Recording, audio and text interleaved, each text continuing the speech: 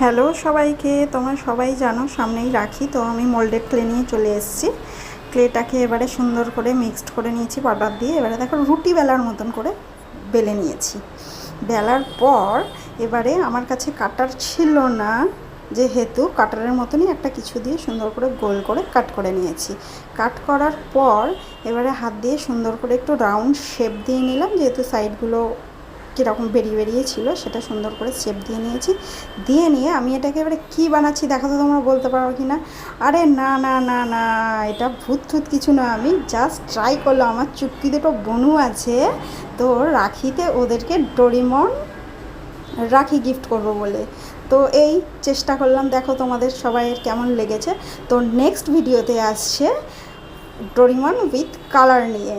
তো যারা যারা কালার দেখতে চাও তারা লাইক, শেয়ার অ্যান্ড সাবস্ক্রাইব করো, আর ভালো লাগলে কমেন্ট